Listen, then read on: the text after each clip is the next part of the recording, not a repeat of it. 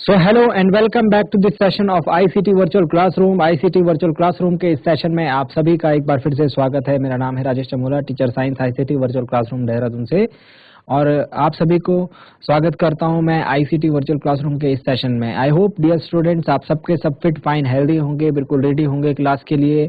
तो चलिए अपनी अपनी सीट्स पर बैठ जाएंगे सभी बच्चे, और अपनी कॉपी और पेन नोटबुक जो भी है उसको ओपन करके, टेक्स्ट बुक ओपन करके, और बिल्कुल सामने स्क्रीन पर अपना सारा ध्यान फोकस कर लेंगे, क्योंकि हम यहाँ पर जो जो चीजें सीखेंगे बच्चों वो आपके एग्जाम के पॉइंट ऑफ व्यू से इम्पोर्टेंट रहने वाली हैं। ठीक है, तो अभी तक हम आज क्या काम करेंगे, हम आज एक बहुत ही इंटरेस्टिंग सा काम करेंगे, हम एक एक्सरसाइज करेंगे। हम आज तक हमने जो भी चीजें पढ़ी हैं, है ना, आपने साइंस के चैप्टर में, साइंस की बुक में जितने भी चैप्टर पढ़े होंगे, जितनी भी चीजें पढ़ी होंगी, तो हम किसी भी एक चैप्टर को आज रैंडमली पिक करेंगे। ठीक है, और वहां से हम लोग कुछ इंपॉर्टेंट बातों को दोबारा से रिकॉल करेंगे, है ना, यानी रिवाइज करेंगे। जो हमने अब तक पढ़ा है उसमें बीच में से कहीं पर जो हमने कुछ टाइम पहले पढ़ा होगा उसको हम आज रिवाइज करेंगे। ठीक, तो आपको क्या करना है, आपको ये देखना है कि आपको कितना याद है ना, जो चीजें आप पहले पढ़ चुके हैं वो आपको कितनी याद है, कितना आपके समझ में आया है, क्या क्या नई बातें आपको उसमें ऐड करनी है। ठीक है, तो सारे बच्चे जो हैं बिल्कुल फोकस करेंगे अपना स्क्रीन पर, क्योंकि यहाँ से जो बातें बताई जाएंगी वो आपके एग्जाम में आने की पूरी पूरी संभावना है। ठीक, तो सामने ध्यान दीजिए, और बीच में किसी भी बच्चे से क्वेश्चन जो है पूछ लिया जा सकता है। जो ध्यान नहीं देगा तो उससे क्वेश्चन पूछ लेंगे हम, तो इसीलिए सारा ध्यान जो है स्क्रीन पर रखना। चलिए चलते हैं स्मार्ट बोर्ड की स्क्रीन पर। तो चलिए, तो बच्चों रेडी हो जाइए। कॉपी में सबसे पहले हेडिंग लगाएंगे, ठीक है, और सबसे ऊपर हेडिंग लिखे हैं रिवीजन। रिवीजन यानी कि जो पुराना हमने पढ़ा है उसको याद करने का काम हम करेंगे। और कौन से चैप्टर का रिवीजन कर रहे हैं हम, तो लिखेंगे सभी डियर स्टूडेंट्स चैप्टर 8। चैप्टर 8 का रिवीजन कर रहे हैं, ठीक है। और चैप्टर 8 का क्या नाम है, चैप्टर 8 का नाम है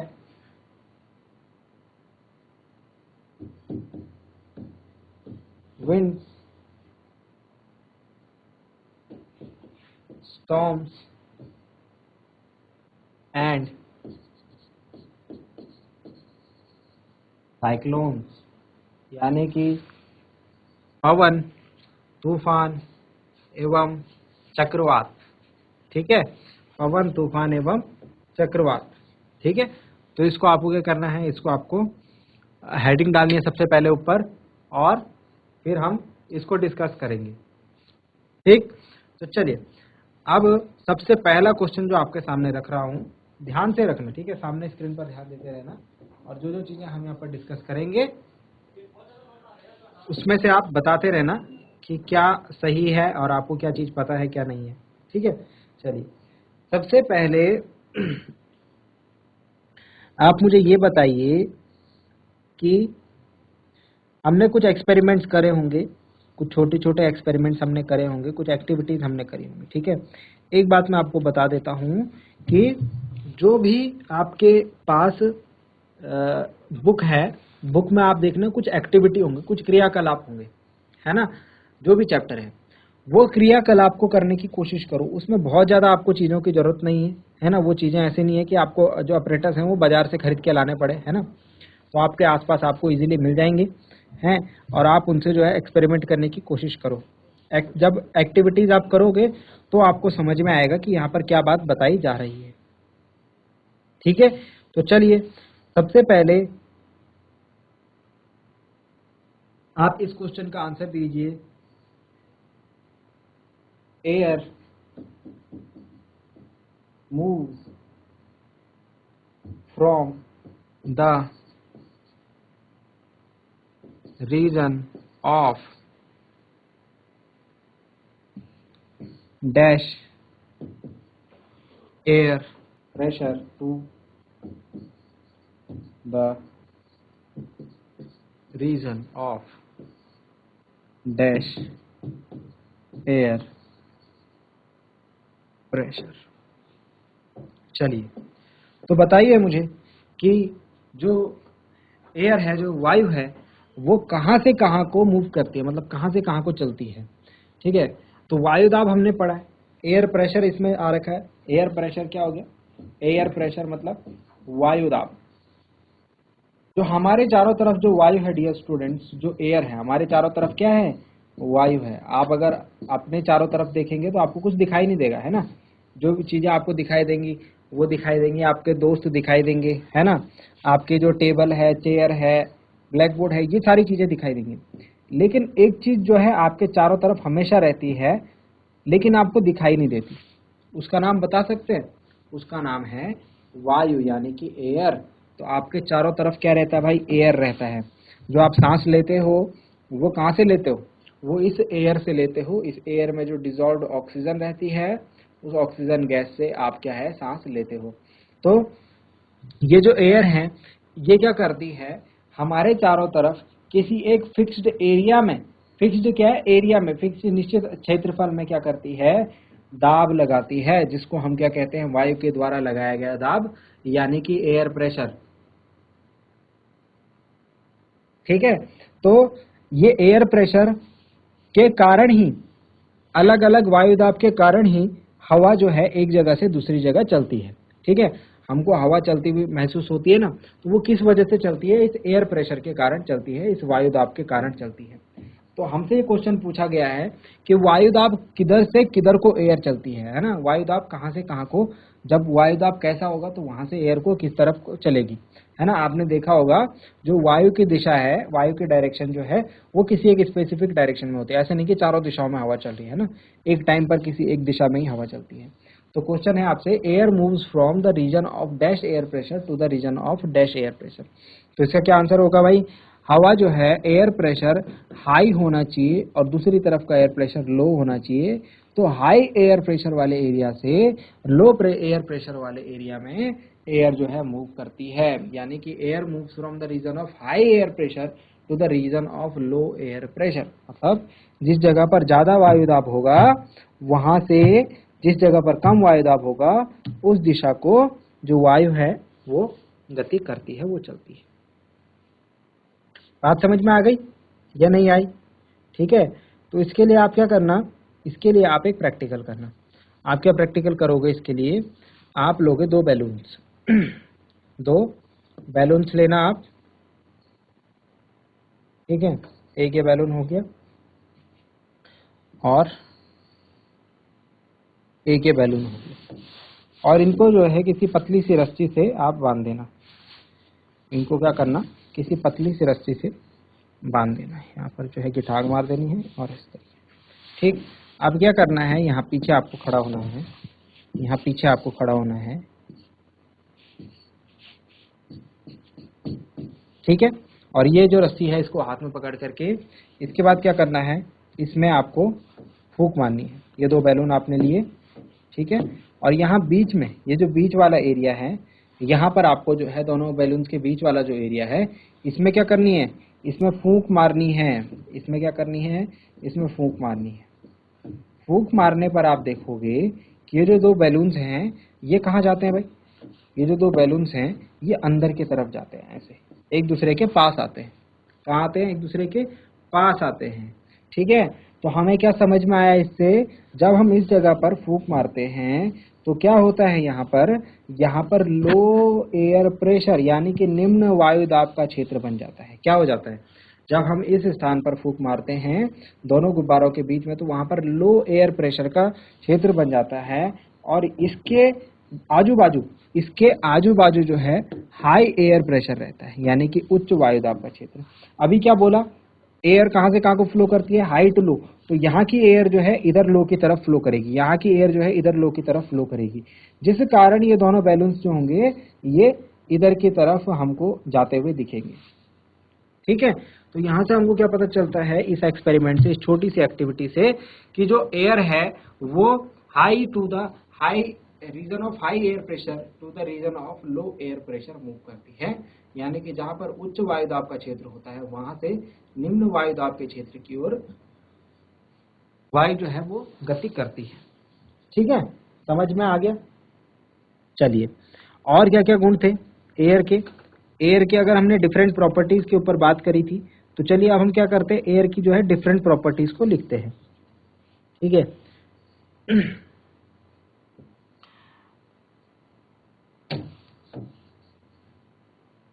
सबसे पहली चीज हमने क्या पढ़ी थी, सबसे पहली चीज हमने पढ़ी थी कि एयर एक्सर्ट प्रेशर। जो हमने आपको बताया कि वायु जो है वो दाब आरोपित करती है। ठीक है, एयर एक्सर्ट्स प्रेशर, यानी कि वायु जो है दाब आरोपित करती है, जिसको हम क्या कहते हैं, जिसको हम एयर प्रेशर कहते हैं। नेक्स्ट पॉइंट अगर देखा जाए तो नेक्स्ट पॉइंट ये है कि जो अभी जो नेक्स्ट पॉइंट जो है, जो अभी हमने बात करी थी, वही है कि जो हाई स्पीड विंड्स होती है, हाई स्पीड विंड। अच्छा, विंड किसे कहते हैं, पवन। विंड किसे कहते हैं, हमने यहाँ पर दो टर्म्स पढ़े हैं, एक एयर और एक विंड। इस पर जरा फोकस करें। एक हमने क्या पढ़ा है, एयर, और एक पढ़ा है विंड। तो विंड किसे कहते हैं भाई, विंड जिसे हम पवन कहते हैं, और एयर जिसे हम वायु कहते हैं। तो जो मूविंग एयर है, मूविंग एयर मतलब चलने वाली जो वायु होती है, इज कॉल्ड विंड। छोटी सी डेफिनेशन है पवन की। विंड और एयर में क्या डिफरेंस होता है, जब एयर मूव कर रही हो तो वो पवन का निर्माण करती है, वो विंड बनाती है। ठीक है, तो हाई स्पीड जो विंड्स होती हैं, मतलब तीव्र गति से चलने वाली जो पवनें होती हैं, are accompanied by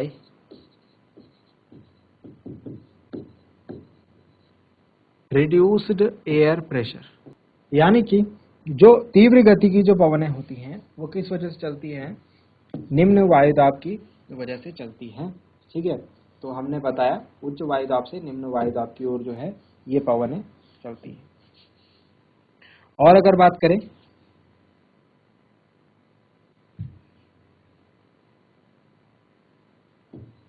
air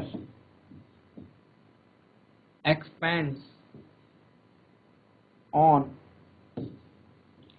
heating, यानी कि गर्म किए जाने पर वायु का क्या होता है, प्रसार होता है। गर्म किए जाने पर वायु का प्रसार होता है। ठीक है, तो इसके लिए आप क्या कर सकते हैं, इसके लिए आप एक्टिविटी कर सकते हैं। आप क्या कर सकते हैं कि एक कैंडल लेकर के, और उसमें क्या कर सकते हैं, एक कैंडल आप लेना, ठीक, और उस कैंडल को आप ऐसी पोजीशन पर रखना, ठीक, और ऊपर जो है आपको एक खाली बैग लेना है, और दूसरी तरफ भी एक खाली बैग लेना है, और इन दोनों खाली बैग को आपको एक लकड़ी की सहायता से ऐसे लटका देना है, जैसे तराजू बना देना है। ये नीचे से खुला रहेगा, या नीचे से हवा जा सकती है ऐसा रहेगा, या नीचे से हवा जा सकती है ऐसा रहेगा। आपको क्या करना है, आपको इस वाले जो पॉलीथीन है इसके नीचे कैंडल जलानी है, ताकि जो कैंडल से निकलने वाला जो गर्म धुआं है वो इस पॉलीथीन के अंदर प्रवेश कर जाए। ठीक है, इस तरीके से रखना है। तो आप थोड़ी देर बाद देखेंगे कि ये वाली जो पॉलीथीन है ये ऊपर आ जाएगी, और इधर वाली जो पॉलीथीन है ये नीचे आ जाएगी। कैसे, ऐसे कुछ ऐसे, कुछ इस तरीके से आपको देखने को मिलेगा। ये ऊपर पहुंच जाएगी और ये नीचे। ये ऊपर क्यों पहुंची, क्योंकि इसके अंदर जो एयर थी वो थी वार्म एयर, और इसके अंदर जो एयर थी वो तो कूल एयर थी। क्यों, क्योंकि इसके नीचे तो कैंडल नहीं लगा रखी हमने, है ना, तो जो ठंडी हवा है वो इसके अंदर है, और जो इसके अंदर है वो गर्म हवा है। ठीक, तो यहाँ पर क्या हुआ, वार्म एयर वाला जो पॉली बैग था या फिर जो थैला था वो ऊपर उठा, और लाइट एयर वाला, कूल एयर वाला नीचे। इससे हमको क्या बात पता लगी, इससे हमको एक इम्पॉर्टेंट डिस्कशन यहाँ पे पता लगता है कि जो गर्म हवा है, वार्म एयर, वो क्योंकि ऊपर उठ रही है, इसका मतलब क्या है, वो हल्की है। वार्म एयर हल्की है तभी तो ऊपर उठ रही है। तो आप क्या लिखेंगे, warm air is lighter than the cold air. Warm air is lighter than the cold air. समझ में आई है बात. तो इस तरीके से हमने एक और पॉइंट एयर के बारे में समझा. नेक्स्ट पॉइंट को समझते हैं. इसको अगर नोट डाउन करना हो तो जल्दी से नोट डाउन कर लीजिए. चलिए, तो नेक्स्ट पॉइंट है विंड करेंट्स आर. करंट मतलब धाराएं, पवन धाराएं. Are generated due to. Wind currents are generated due to uneven heating on earth. यानी पृथ्वी के ऊपर जो हमारी अर्थ है ना, जो हमारी अर्थ है, जो हमारी पृथ्वी है, ये क्या है, ये गोल है ना. और इसके ऊपर जो है बहुत सारा पानी है, इसीलिए हमको कैसी दिखाई देती है, इसीलिए हमको थोड़ा नीली दिखाई देती है ना. तो क्या होता है कि अर्थ के ऊपर जो टेम्परेचर है ना, वो इवन नहीं है. ये जो वाला एरिया है, ये जो यहाँ वाला एरिया है, ये वाला, ये होता है पोल्स.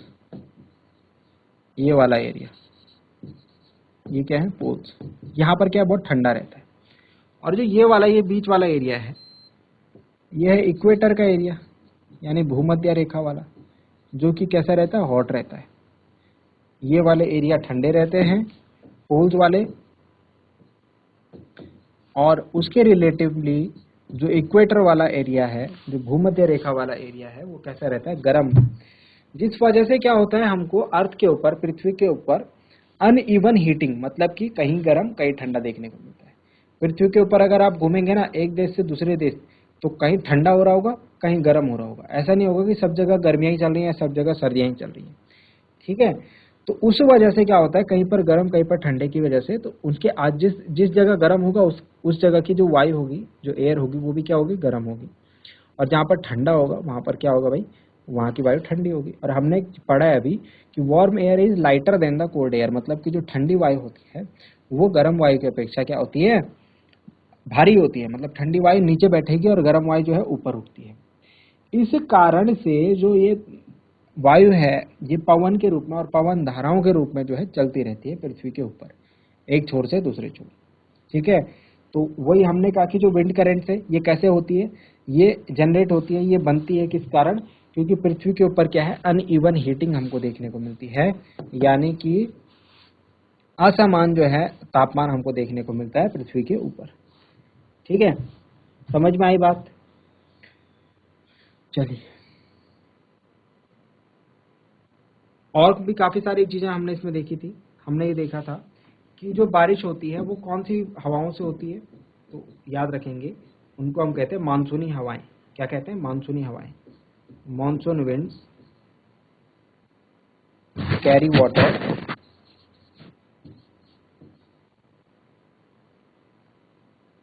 And it rain. ठीक है. तो जो मानसून की जो विंड्स होती हैं, इनके पास क्या रहता है, पानी रहता है. और इस वजह से क्या होती है, ये बारिश करते हैं. समझ में आ गया. तो इतनी सारी चीजें हमने एयर के बारे में पढ़ी थी. और हमने क्या देखा, हमने ये देखा कि जब एयर से विंड बन रही है, विंड से विंड करंट बन रही है, यानी कि वायु से पवन बन रही है और पवन से पवन धाराएं बन रही हैं, इस कारण जो है हमको ऐसी सिचुएशंस, यानी ऐसी परिस्थितियां भी देखनी पड़ती है हमारे वातावरण में, हमारे प्रकृति में, जिस कारण से क्या होती है, हमें कई बार जो है दिक्कत आ जाती है ना, जो हमारे लिए जो है हानिकारक होती हैं. जैसे कि थंडर स्टॉर्म और साइक्लोन. तो इसके बाद हमने थंडर स्टॉर्म और साइक्लोन को पढ़ा था. आइए उसको रिवाइज करते हैं.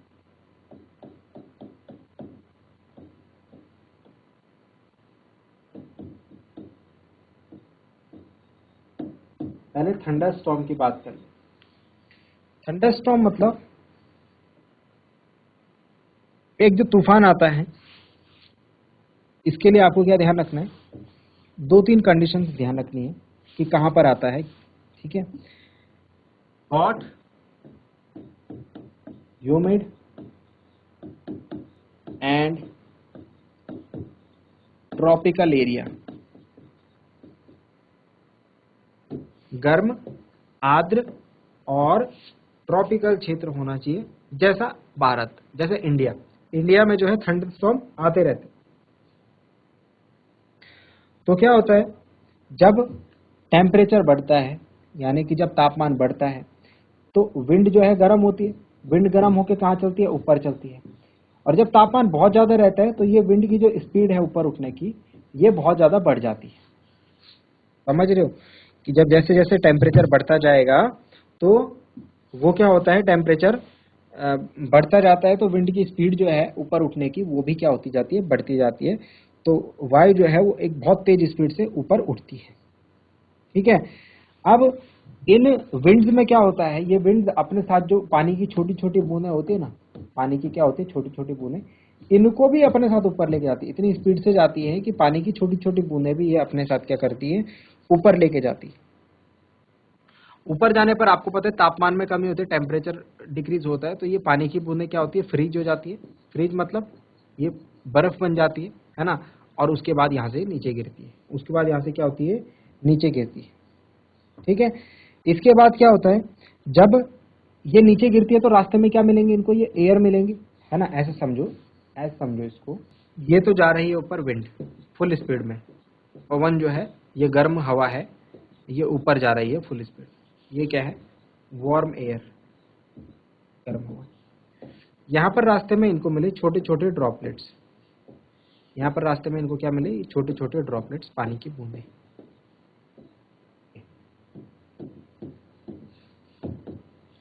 वाटर, ठीक है, ये इनको अपने साथ लेके गए ऊपर, ये इनको अपने साथ ऊपर लेके गए,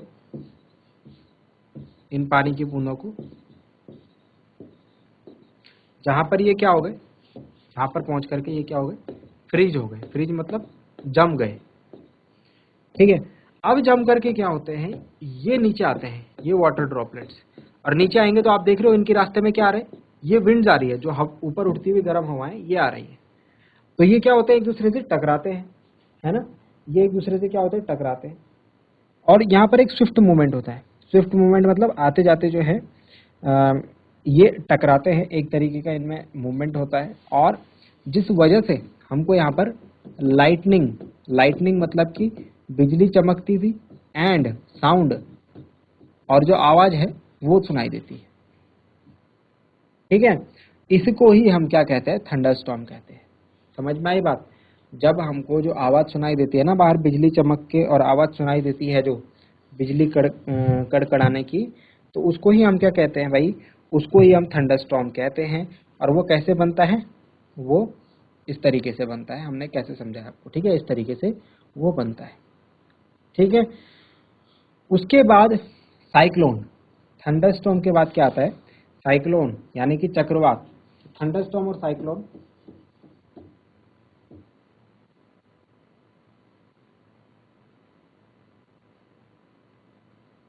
साइक्लोन में क्या होगा, देखना, जब पानी है, जो साइक्लोन है ये समुद्र में आता है, सीज में आता है, ठीक है, बड़ी जो वाटर बॉडीज होती है इसमें आता है। तो जो वाटर है, जो पानी है हमारा सीज में, जब इसको हीट मिलती है, जब क्या मिलती है, इसको गर्मी मिलती है, किस, ये गर्मी कहाँ से मिली भाई, सनलाइट से, सूर्य के प्रकाश से। तो ये वाटर क्या बन जाएगा, ये वाटर बन जाएगा वेपर, है ना, जल किस में कन्वर्ट हो जाएगा, वाष्प में कन्वर्ट हो जाएगा।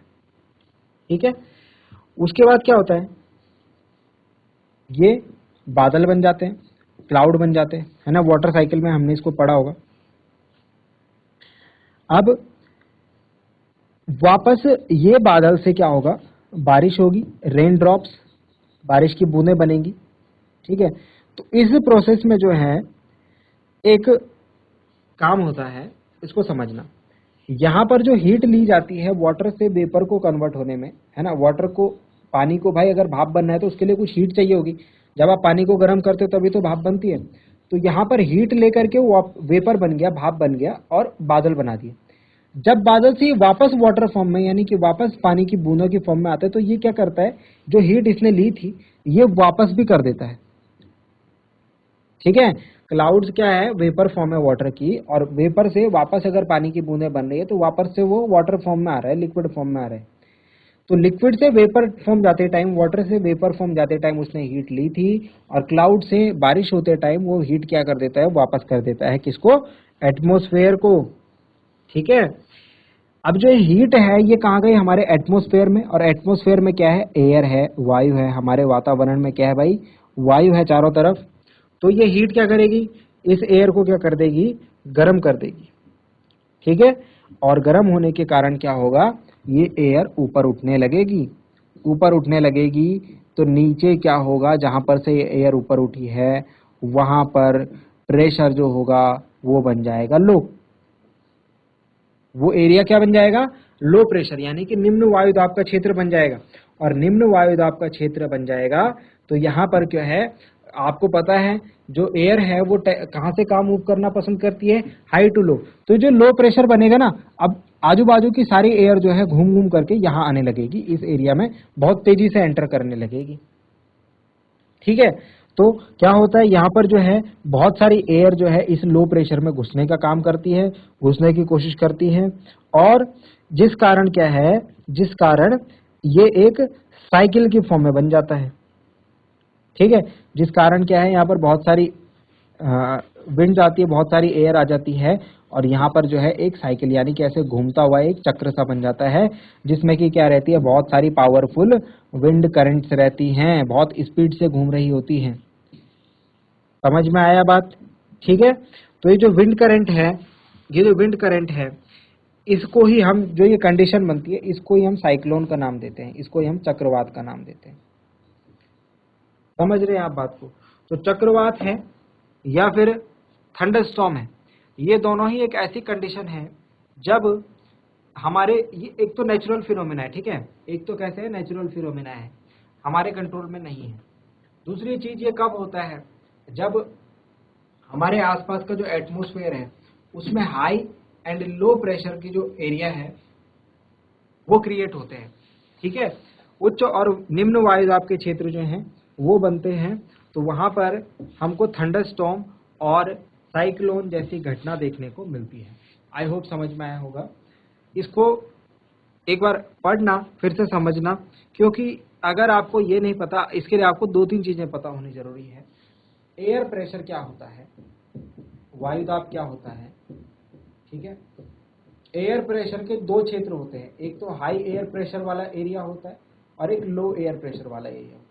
वायु जो है high to low air pressure वाले एरिया में जाना पसंद करती है या फिर जाती है, ऐसा समझ लीजिए।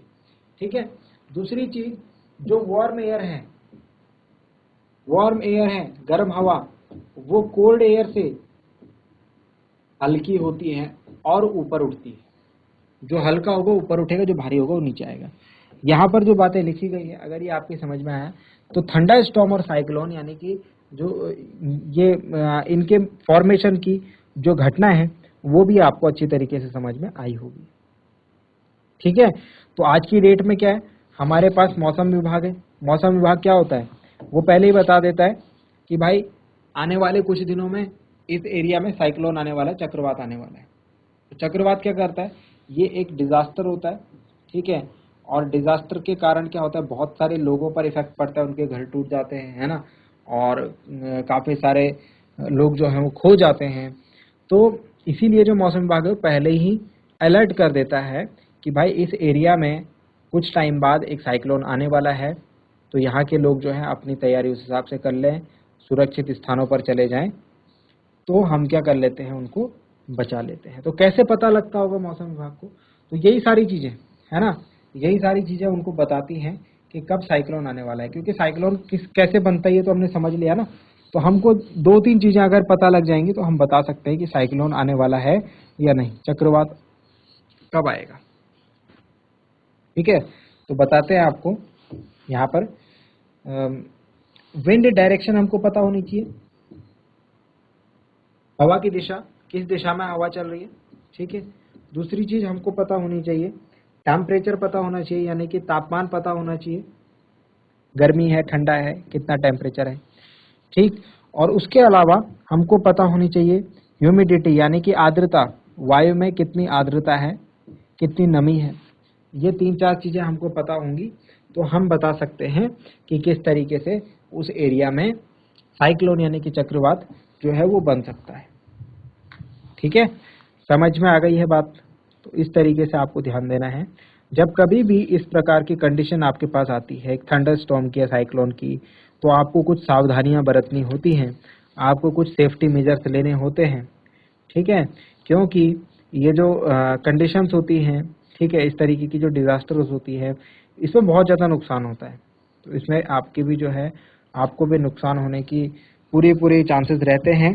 तो आपको जो है कुछ सावधानियां इसमें लेनी होती हैं।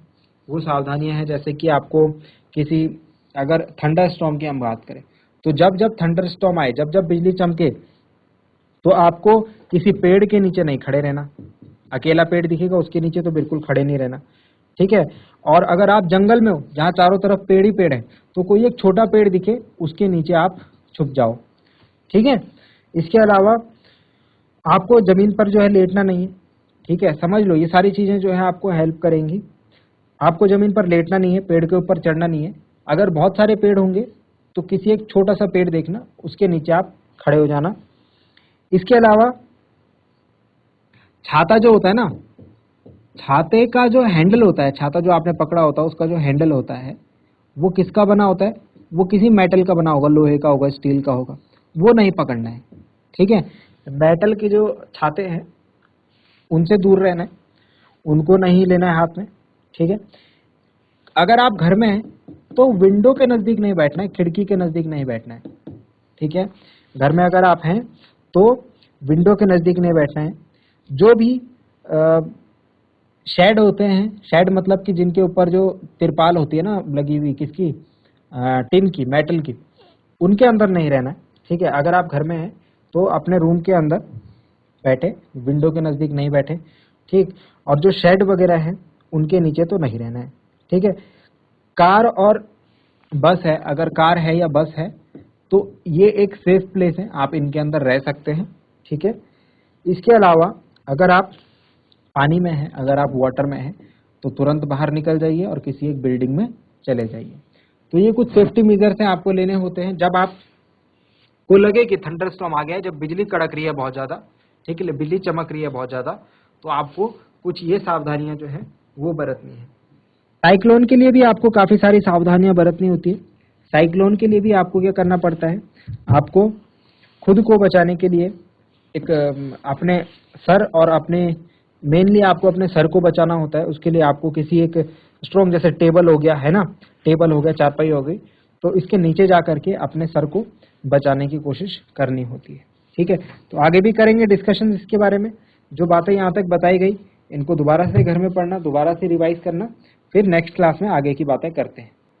सो आई होप आपको जो बातें बताई गई वो समझ में आई होंगी, आपको इंटरेस्टिंग लगी होंगी और आपने ध्यान से सुना होगा। मैं साथ ही साथ ये भी उम्मीद करता हूँ घर जा करके आप इन चीज़ों को एक बार रिवाइज जरूर करेंगे। मिलते हैं अगली क्लास में एक नए और इंटरेस्टिंग टॉपिक के साथ। क्लास से जुड़ने के लिए आप सभी का बहुत बहुत धन्यवाद। Thank you very much and have a nice